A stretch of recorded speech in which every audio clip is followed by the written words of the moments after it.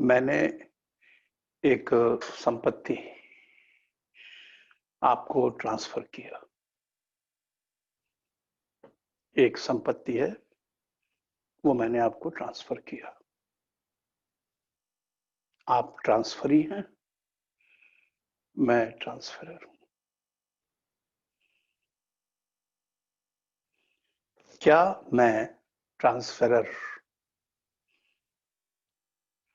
आपको, ट्रांसफरी को निर्देश दे सकता हूं, डायरेक्शन दे सकता हूं? जो प्रॉपर्टी मैंने आपको ट्रांसफर किया है,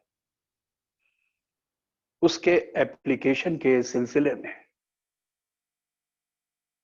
उसके एंजॉयमेंट के सिलसिले में क्या मैं आपको निर्देश दे सकता हूं?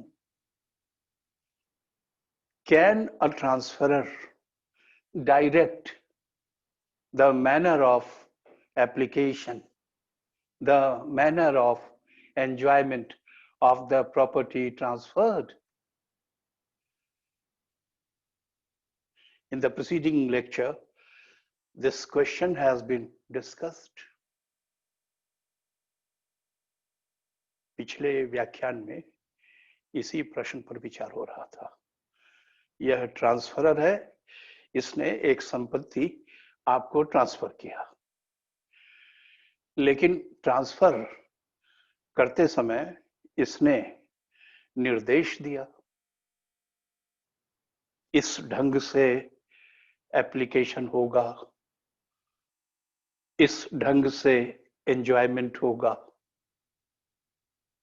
इस ढंग से एप्लीकेशन नहीं करोगे, इस ढंग से एंजॉयमेंट नहीं करोगे। और ये जो निर्देश हैं ढंग के संबंध में, मैनर ऑफ एप्लीकेशन के संबंध में, मैनर ऑफ एंजॉयमेंट के संबंध में, जो ये डायरेक्शंस हैं, जो ये निर्देश हैं, ये मौखिक या ओरल नहीं है, ट्रांसफर डीड में दर्ज हैं।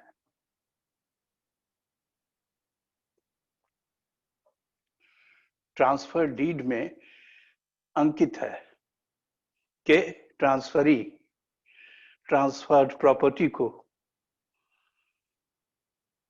अप्लाई करने के संबंध में, एंजॉय करने के संबंध में इन निर्देशों से शासित होगा।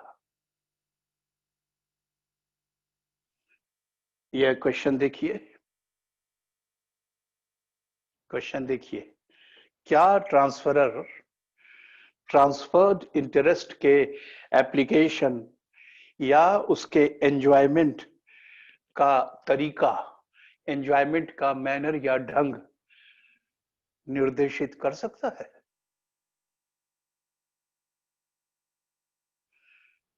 मैंने तुम्हें प्रॉपर्टी ट्रांसफर किया और उसके बाद कुछ निर्देश भी दिए कि जो प्रॉपर्टी आपको ट्रांसफर की जा रही है, इसके एप्लीकेशन और इसके एंजॉयमेंट के संबंध में ये मैनर्स हैं, ये तरीके हैं, और आप इन तरीकों से ही एप्लीकेशन और एंजॉयमेंट करेंगे ट्रांसफर्ड इंटरेस्ट का। प्रश्न यह है कि क्या अंतरक या ट्रांसफरर ऐसा कर सकता है? और ये सब ओरल नहीं है, मैंने अभी आपसे कहा, ये सब ट्रांसफर डीड में, जो कि सेल डीड है या गिफ्ट डीड है, उसमें लिखित रूप में अंकित है। पिछले व्याख्यान में मैं आपको बता चुका हूं कि इस प्रश्न का उत्तर यस में भी हो सकता है और नो में भी हो सकता है। आप देखें यहां पर, नो, नहीं, manner of application, manner of enjoyment के संबंध में नो डायरेक्शन, नहीं कर सकते। कब नहीं कर सकते? हाँ, यह इंपॉर्टेंट है कि कब नहीं कर सकता है।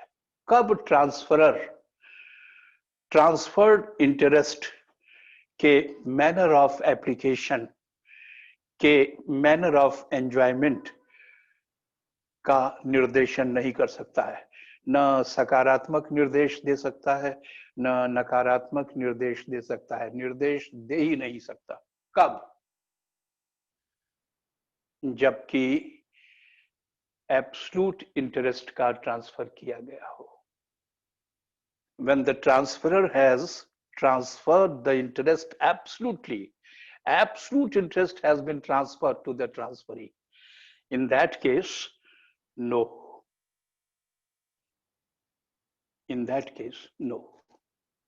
देखिए अपने नोट्स में देखिए, नहीं यदि एब्सोल्यूट इंटरेस्ट अंतरित किया गया है।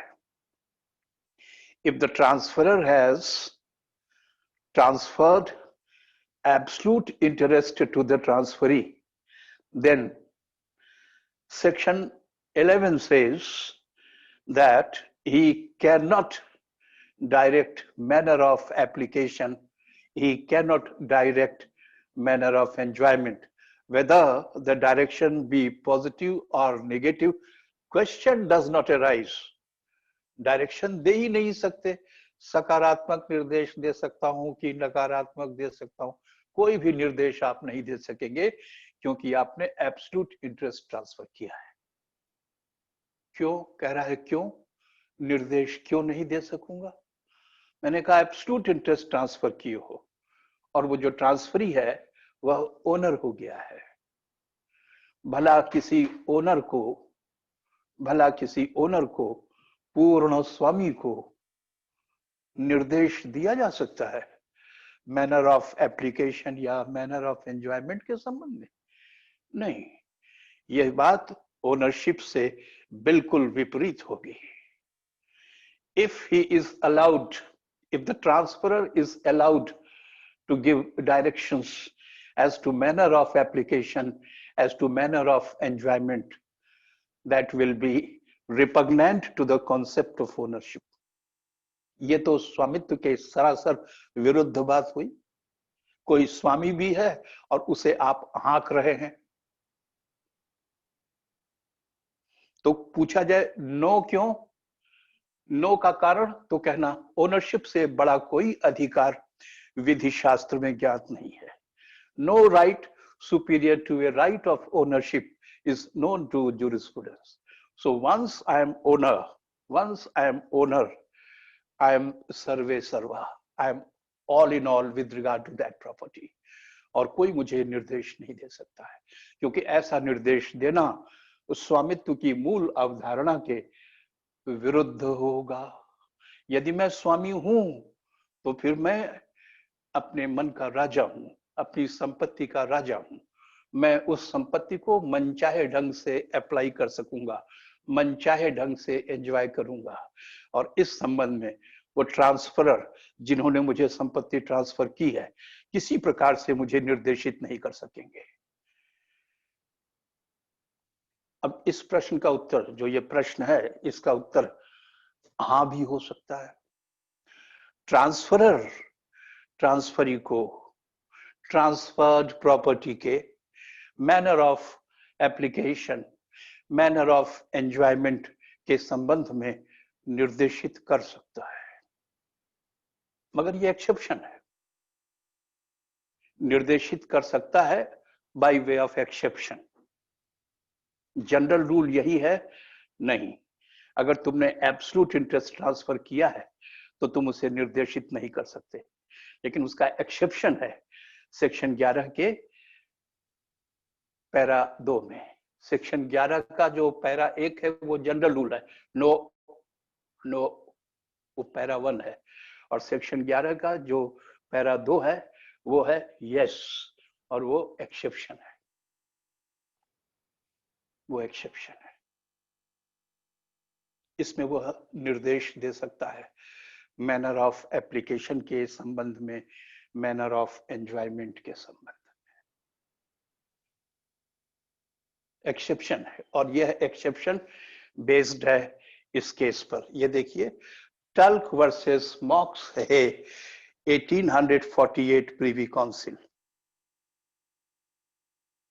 टल्क वर्सेस मॉक्स है 1848 प्रीवी काउंसिल।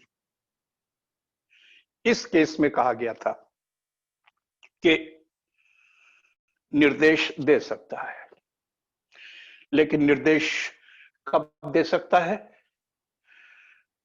कब दे सकता है निर्देश? एक्सेप्शन है, निर्देश देना एक्सेप्शन है, तो कब निर्देश दे सकता है? पहला, जबकि उसने कुल संपत्ति एब्सोल्यूट इंटरेस्ट ट्रांसफर नहीं किया है, प्रॉपर्टी का एक पीस ट्रांसफर किया है और प्रॉपर्टी का एक पीस रिटेन किए हुए है। मैंने आपको पिछले व्याख्यान में भी बताया था कि मेरे पास 1000 स्क्वायर मीटर आवासीय भूमि है, उसमें से 500 स्क्वायर मीटर मैंने अपने पास रिटेन कर लिया, उसमें कुछ कंस्ट्रक्शन है और मैं उसमें रह रहा हूं। शेष जो उसका 500 स्क्वायर मीटर का क्षेत्र है वो खाली है, उसमें कोई कंस्ट्रक्शन नहीं है, वो मैं आपको बेच रहा हूं, आपको ट्रांसफर कर रहा हूं। So where the transferor transfers only a piece of the property and the other piece of the very same property he retains, तो यहां पर वो कंडीशन लगा सकता है। कुछ हिस्सा बेचा, कुछ मैंने रोक लिया, तो जो हिस्सा मैंने रोका है उसका बेनिफिशियल एंजॉयमेंट सिक्योर करने के लिए, आपको परेशान करने के लिए नहीं, आपको परेशान करने के लिए नहीं, आप पर धौंस जमाने के लिए नहीं, बल्कि जो संपत्ति मैंने रिटेन किया है, जो टुकड़ा मैंने रिटेन किया है, उस रिटेन्ड टुकड़े के बेनिफिशियल एंजॉयमेंट को सिक्योर करने के लिए मैं आप पर कंडीशन लगाना चाहता हूं, तो लगा सकते हैं। यदि अंतरक अपनी संपत्ति का एक अंश रिटेन करते हुए उसका दूसरा अंश ट्रांसफर करता है, तो ऐसी स्थिति में उत्तर होगा हां, और इस हां का आधार है टल्क वर्सेस मॉक्सवे। उस केस में कहा था कि अपनी बची हुई संपत्ति जो उसने रिटेन कर ली है, उसका बेनिफिशियल एंजॉयमेंट सिक्योर करने के लिए, देखिए क्यों, कारण भी तो देखिए ना, बेनिफिशियल एंजॉयमेंट सिक्योर करने के लिए वह ट्रांसफरी को निर्देश दे सकता है कि जो हिस्सा मैं तुमको ट्रांसफर कर रहा हूं, उस हिस्से के एप्लीकेशन और उस हिस्से के एंजॉयमेंट के संबंध में मेरे ये निर्देश हैं, आपको मानने होंगे। ये निर्देश सकारात्मक भी हो सकते हैं, ये निर्देश नकारात्मक भी हो सकते हैं। संपत्ति का ऐसे उपयोग करोगे, उपभोग करोगे, और ऐसे उपभोग नहीं करोगे। So the directions under section 11 para 2 may be positive direction, may be negative direction, दोनों हो सकते हैं। और वो डायरेक्शन सेल डीड में यानी कि इंस्ट्रूमेंट में अंकित है, और उस इंस्ट्रूमेंट पर मेरे भी सिग्नेचर हैं ट्रांसफरर की हैसियत से, और आपकी भी सिग्नेचर हैं ट्रांसफरी की हैसियत से, और वो डॉक्यूमेंट एक पक्का डॉक्यूमेंट है, कंप्लीट डॉक्यूमेंट है। लॉ के अनुसार उसका रजिस्ट्रेशन हुआ है, लॉ के अनुसार उसका अटेस्टेशन हुआ है, तो अब आपके लिए कोई गुंजाइश नहीं बचती। उसमें पॉजिटिव डायरेक्शन है तो, उसमें नेगेटिव डायरेक्शन है तो, अब आप जो संपत्ति का हिस्सा आपको ट्रांसफर किया गया है उस पीस के संबंध में मेरे निर्देशों से, चाहे वे निर्देश सकारात्मक हों चाहे वे निर्देश नकारात्मक हों, आबद्ध होंगे।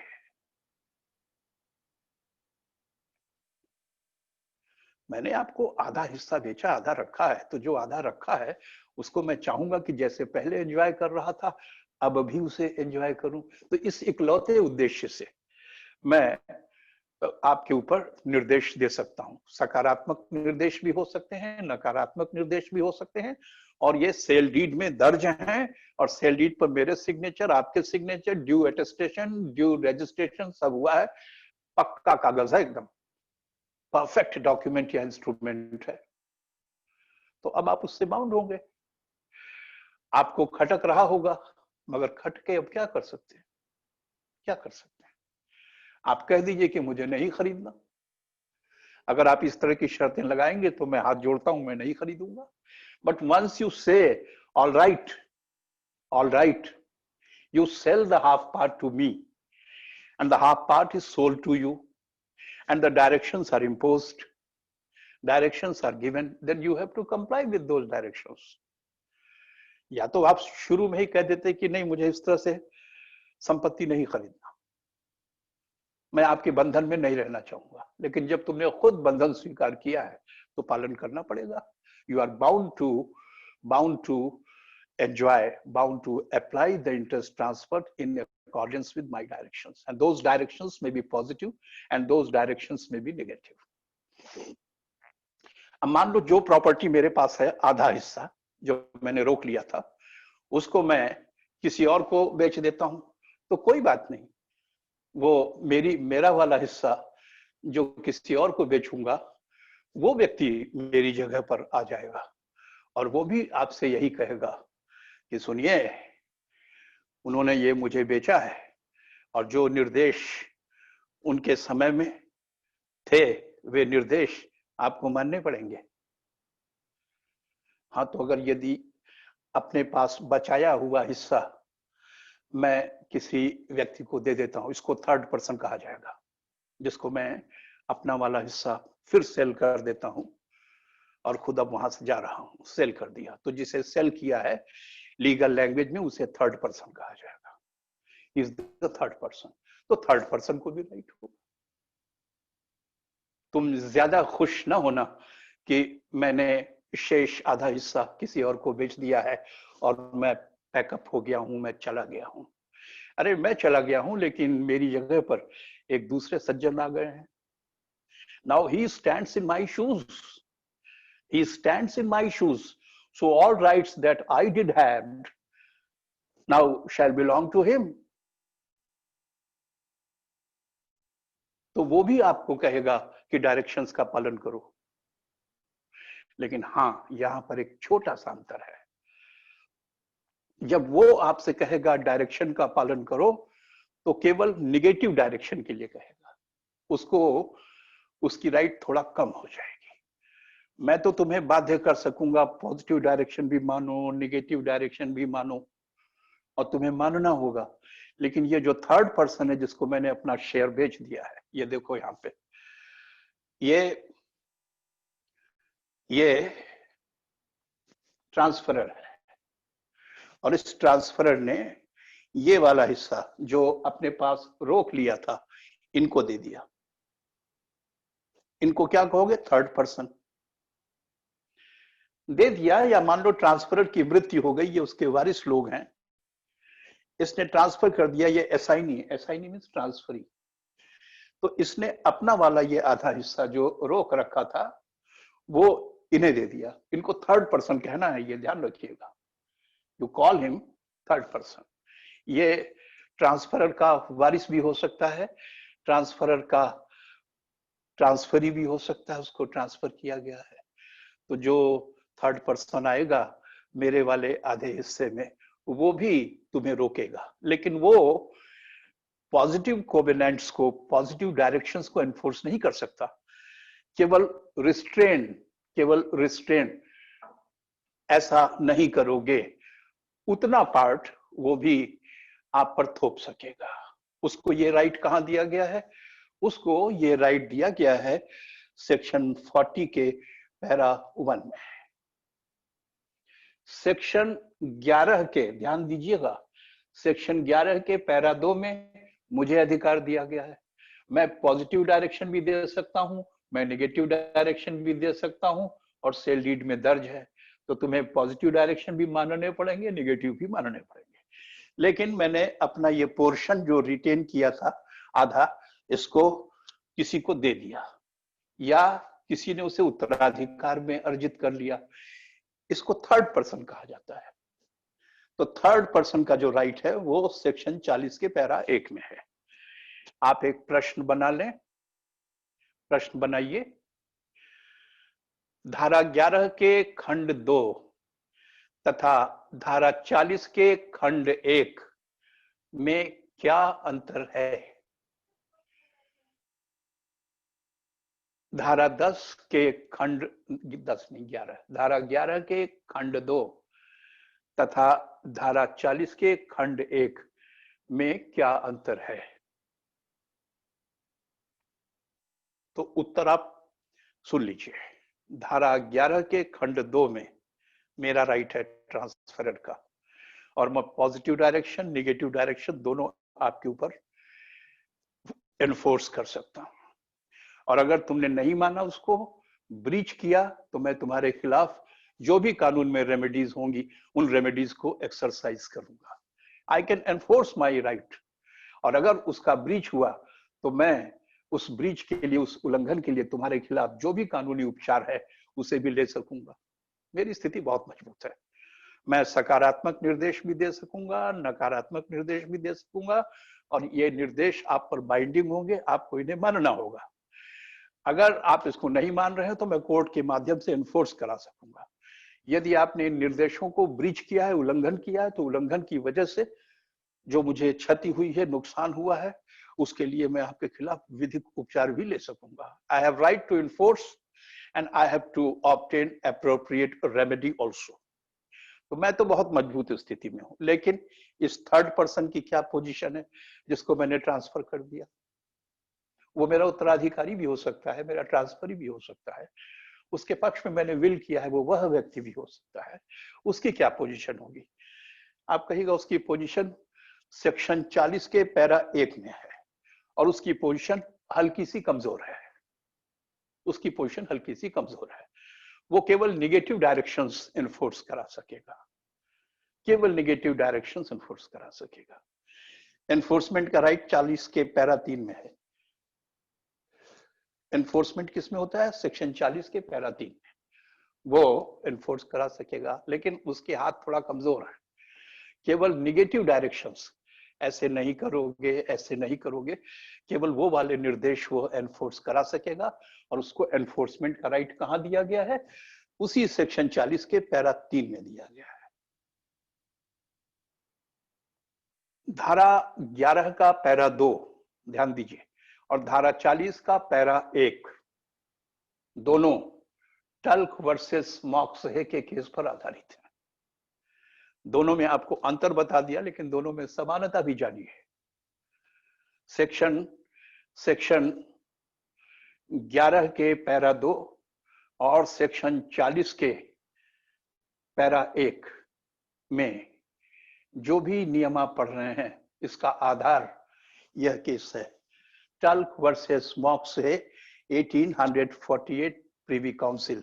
It was a decision by Lord Cottenham, Lord Chancellor Cottenham महोदय ने इसको निर्णित किया था। तो उसमें उन्होंने मुझे ज्यादा अधिकार दिया कि तुम ट्रांसफरर हो, तुम पॉजिटिव डायरेक्शन भी लगा सकते हो, नेगेटिव डायरेक्शन भी लगा सकते हो, और उन डायरेक्शंस को एनफोर्स भी कर सकते हो, और अगर उन डायरेक्शंस का ब्रीच हुआ तो उसके लिए तुमको रेमेडी भी रहेगी।